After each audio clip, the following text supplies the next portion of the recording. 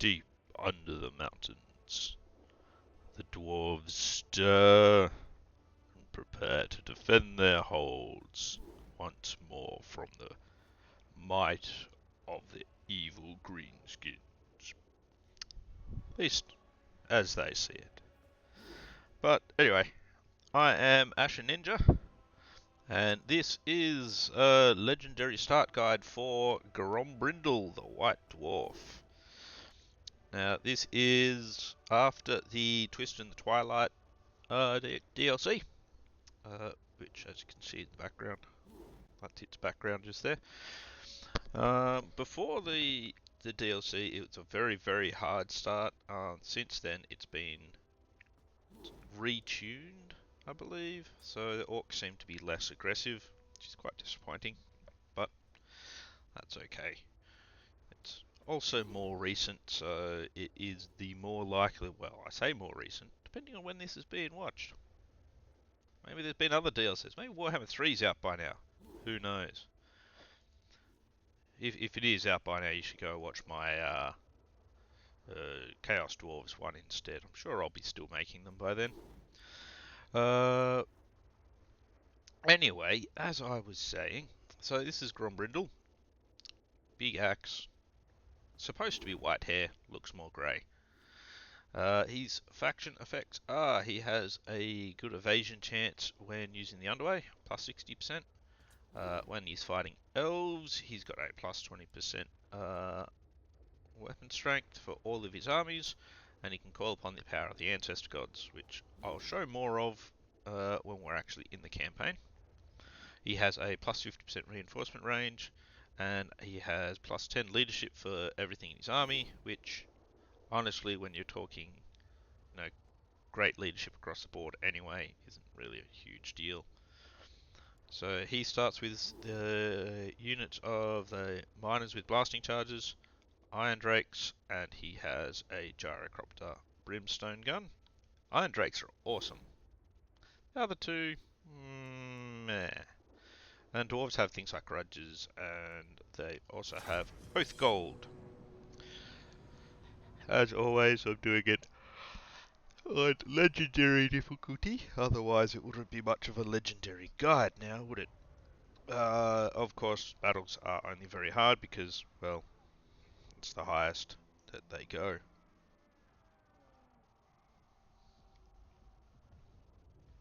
But battles have been changed a bit, so you don't actually have to... Disappointingly, I've found, there is quite a lot less need to manually, at least, do even this first battle. Now, I'll just quickly change my speeds while I talk about the dwarves. So dwarves are quite a slow race. They don't have cavalry, really, but they do have lots of cannons. Well, they've got good cannons, such. Well, they're called organ guns, but yes. You've got your grudges up here. So as you build up grudges, like this one, and they increase in severity, this bar gets worse and worse, so you might go up to here where you have worse diplomatic relations, worse public order, and things start costing more, that sort of thing. As you do grudges and get points for your lords, you build up oath gold. In oath gold, over here in the forge, you can spend your oath gold on things, and when you've actually got resources and that sort of thing to go with them, and lots of oath gold, you can get purple items, blue items, green items, and just grey normal items. Just quickly, one of the best items you can give to your heroes and lords is this one here, Iron Warden's Tankard. Once you can get a fair few of those, you're pretty good. Mostly because of this passive ability right here, where you essentially get regeneration. Always a good thing. Oh, summon an ancestral spirit, eh? Probably don't last very long though. Alright, so getting started straight into Karazakarak, we can upgrade that and we can get our gold mine. So always start with is a sparring chamber, but we'll be fairly quickly able to get that up to level 2. Now, this is our technology tree, which is actually quite a large technology tree.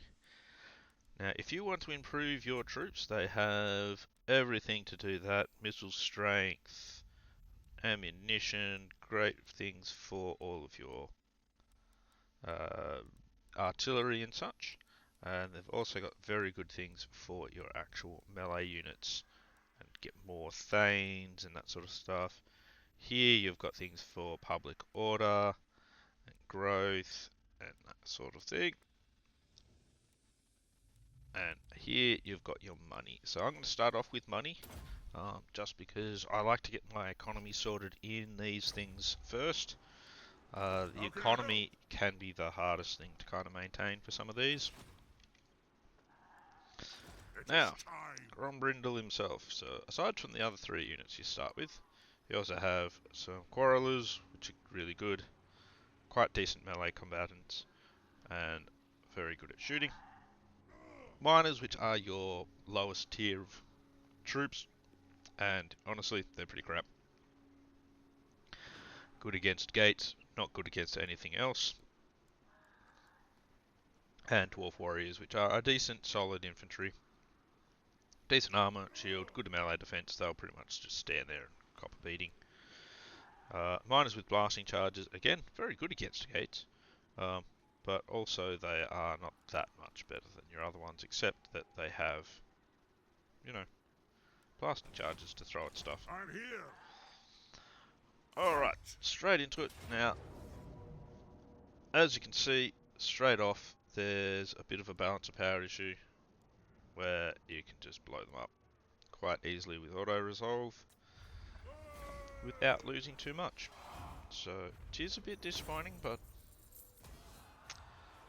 that's what happens. Now, I'm not going to directly follow up into Pillars of Grogny. So, oh, there's our grudge removed, but we'll get another one straight away to take Pillars of Grogny. As you can see, we now have some Oath Gold. You know who I am. But we'll I'll take our replenishment here, and we'll recruit some more Dwarf Warriors. We'll only need the 10 in the stack for a while at least. And we'll increase our income from trade. So, the White Dwarf has quite an older tree. He doesn't really have anything that will reduce any of his costs or anything like that. But what he does have is still pretty good. So instead of your plus movement range, he's got income from trade as your first one. And over here is where you get your plus movement range. But it actually affects all characters faction-wide. So that actually affects all your other lords and that sort of thing. So under Grombrindal, you become quite fast. He's also got the usual reduction of recruitment costs, but again, that's actually all armies faction-wide, so that's, again, really good. Recruit rank, all armies faction-wide. The problem with this one is the casualty replenishment rate is a bit of a suck you in, but it's only all characters, so it doesn't actually apply to the armies themselves. And you get global recruitment capacity. But the main reason we're going along the blue line first is because we want Lightning Strike. Lightning Strike, especially when we're going to be fighting so many Greenskin, Skaven and everything else armies, invaluable at this point. If you're one of those people that doesn't want to use Lightning Strike or have Lightning Strike, that sort of thing, then don't get it. Red line is the same as pretty much all of them. When it comes to Dwarves, all your Lords will have the same kind of red line. This yellow line is the same as well, pretty much. I think it's slightly different for him, but it just improves only him. He does have a few other ones where you get 3 Oath Gold per turn, armor piercing and melee defense when you're defending. You generally want to be the attacker, so yeah, that's not overly useful, but it still can be useful. Flash bomb's pretty good though. So always a good option just to it's a good way to slow down the enemy as they're coming at you. And you can reduce the time of the Ancestors by 10 turns, which I will explain in a couple of turns. He also has plus 10 leadership for your subterranean battles, which you would do a lot of them, but it's not that useful. Vigor loss for your army can be quite handy, getting rid of some of that. Leadership aura size, fairly unnecessary, but missile resistance can be good because he doesn't have a shield, and anything you can do to make him tankier is good. I like making my characters nice and tanky personally. I like using them as tanks.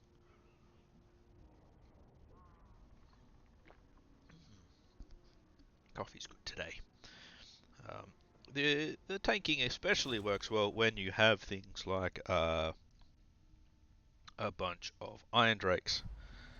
Good to try and get a couple of units sitting on Grombrindal, trying to beat him up while your Iron Drakes burn the enemy around you.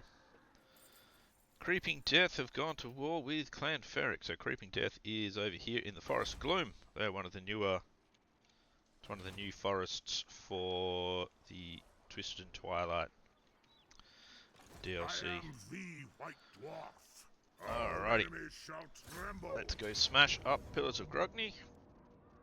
We are just going to auto-resolve and take that one. We'll occupy it.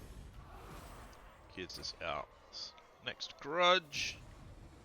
And it gives us a quest for a battle over here, which we're not going to do just yet. We'll do that when we have a decent stack. And we've got our usual objectives that we get. So now, as you can see, with 30 Oath Gold, if you go in here, you can now forge some of these rubbish items. And that is a bit of a waste of Oath Gold at this point. The other thing you can do with the Oath Gold is recycle some other items that you get. Some will come in as recyclable, some won't. I'm ready. It How can I happens. help? Karak, still 2 turns there. We've got our unassigned skill points, and we want to go with absolutely relentless. Make our dwarf stack faster. Now, I've only got 10. I could recruit more, but I've actually got the amount of dwarf warriors I want for my front line. So I'm not going to recruit any more for now. I'm going to hold off.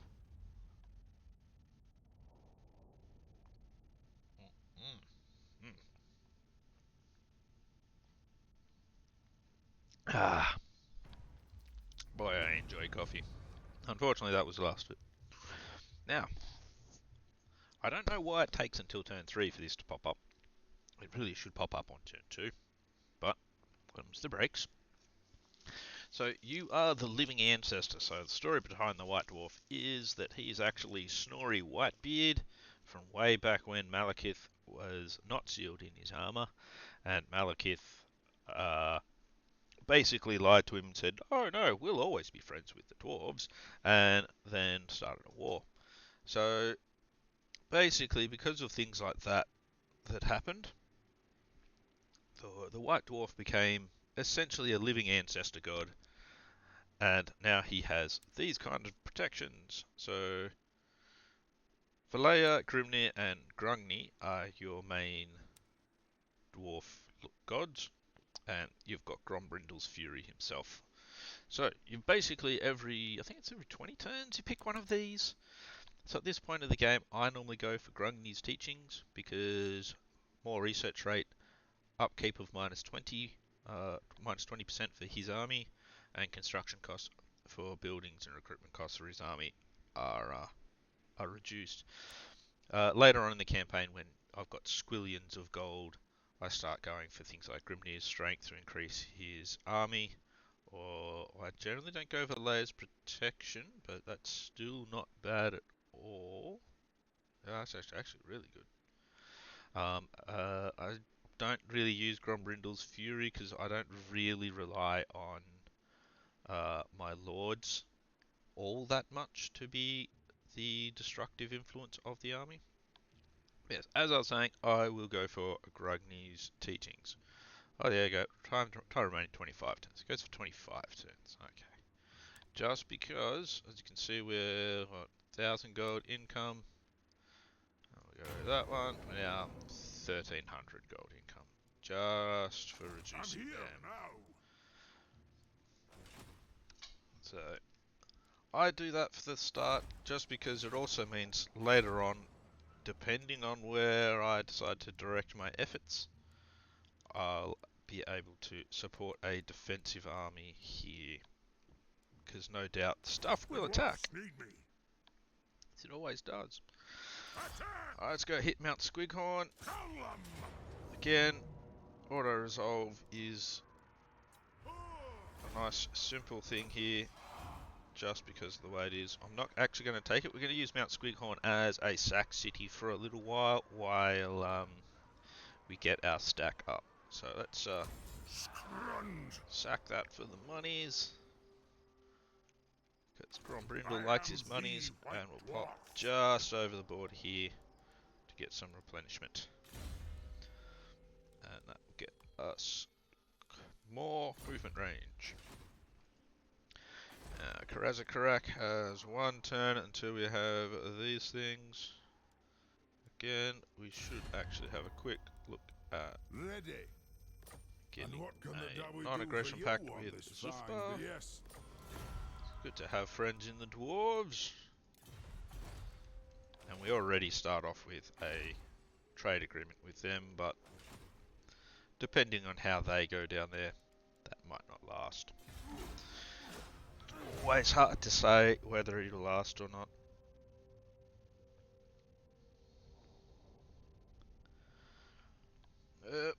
Drycha and Sylvania already going to war, not overly surprising there.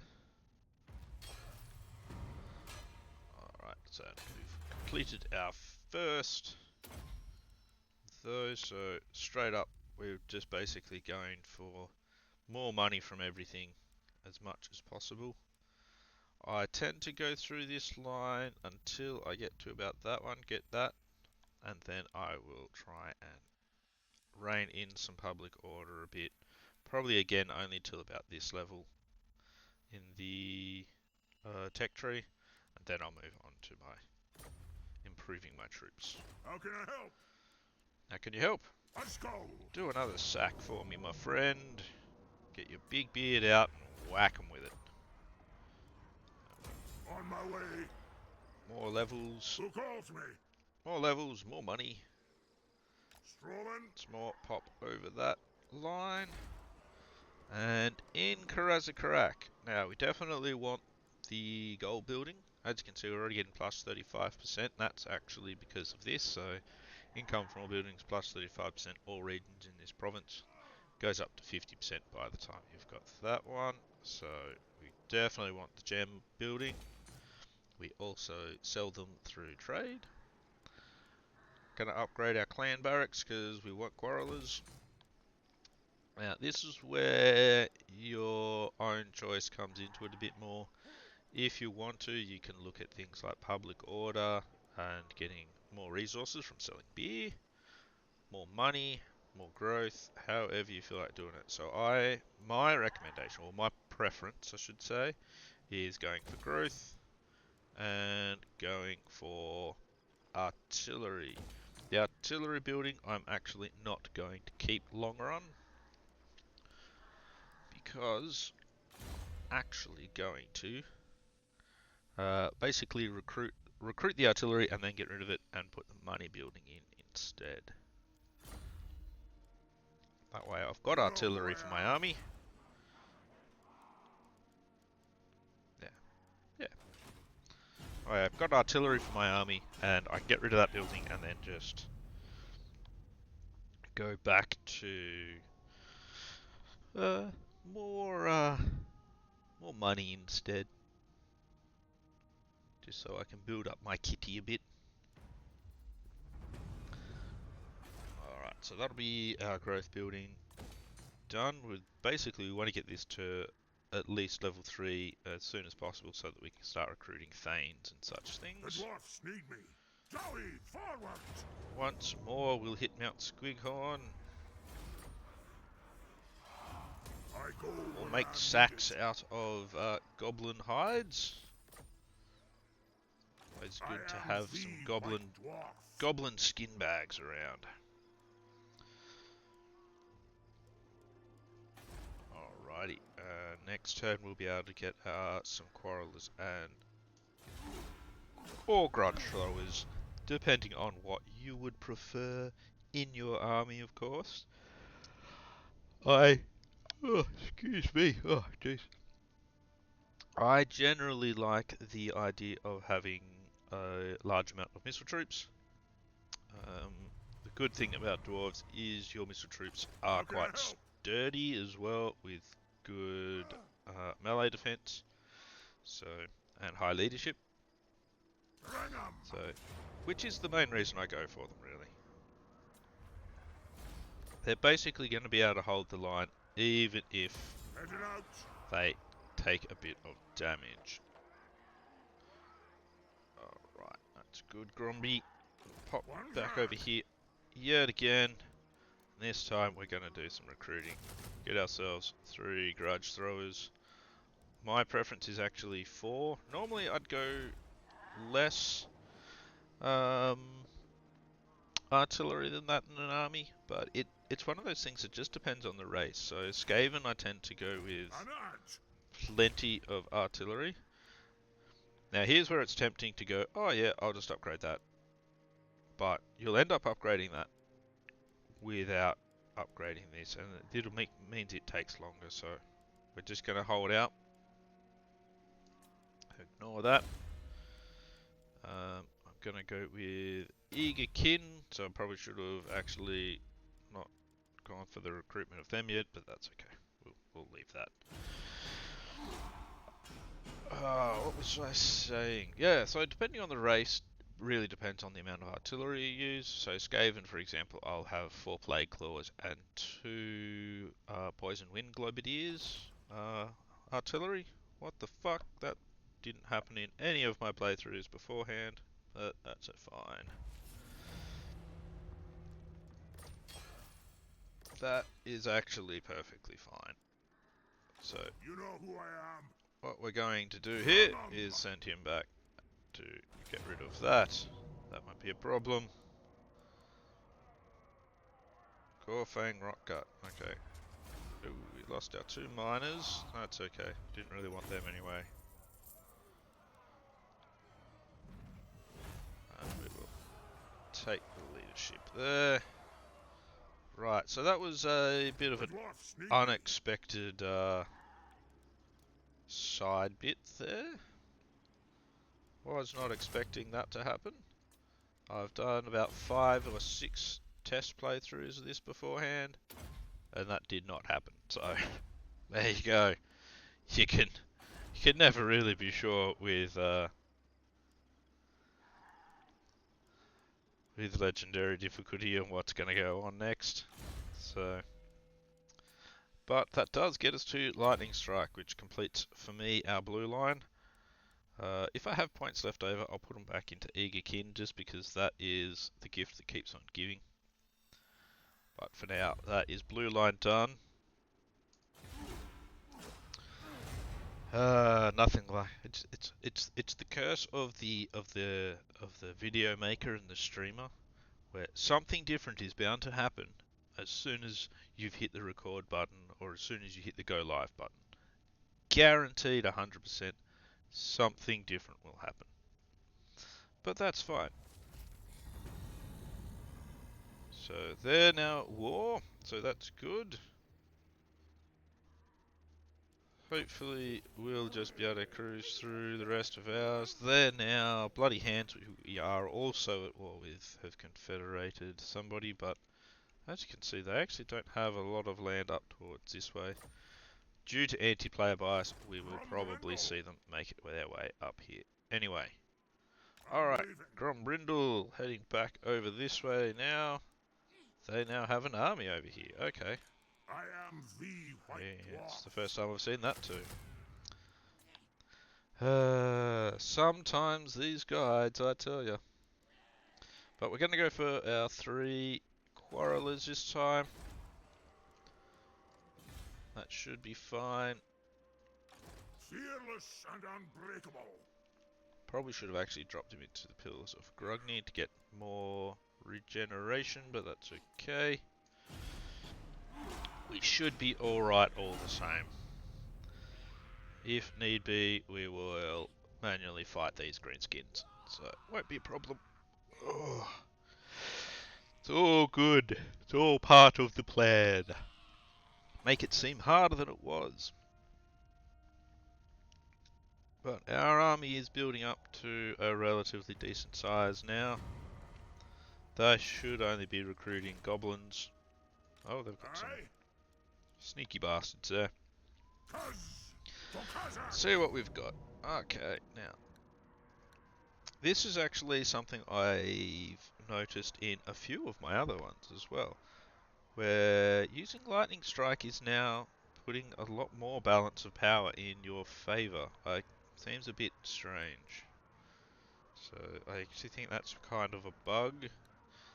I've had a few where I've had like a 50-50 and hitting Lightning Strike puts it down to that sort of level. But all of the same units are in the battle. So unless they've changed Lightning Strike to include something else, I'm not sure. It seems a little odd though, so don't rely on that sort of thing going on for that much longer. It might get rebalanced. But we'll sack that again, because getting those levels is very important, especially while we don't have a full stack. How can I help? Forward. And we need to try and get as much replenishment as possible at the moment. So let's actually duck in there, just to get the extra replenishment on our troops. And we will take another grudge thrower to get my 4 up, and we'll take a couple more quarrelers. Put us up to, what, 6 quarrelers now? Which I think is a nice number. We got 5 turns until we go up a level there as well. That's fine.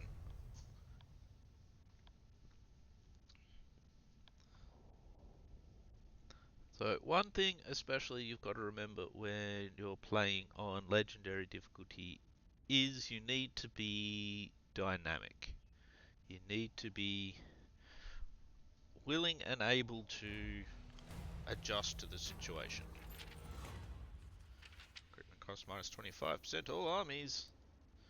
I will take that. Thank you very much. The dwarfs need me. Alright, one more time, hitting Mount Squighorn. They've recruited a lord there. That's fine. Balance of power is massively in our favour, and On my way. this is where we'll start properly Moving out. kind of getting these all back up to strength. Now, we did lose 2 melee units before. I'm only going to recruit 1 more melee unit. So we'll still have, what, 5 in the front line there. And the rest will be shooters. That's fine. I think later on, my preference is... excuse me. My preference is eventually have them replaced with the Iron Breakers. I do like to have about 5 in there though. We're going to go for Inspiring Presence. My preference is boosting the army first at all times. So red line I'll be going into Tactician, Quarrelers, Thunderers and Rangers. And no, not that one.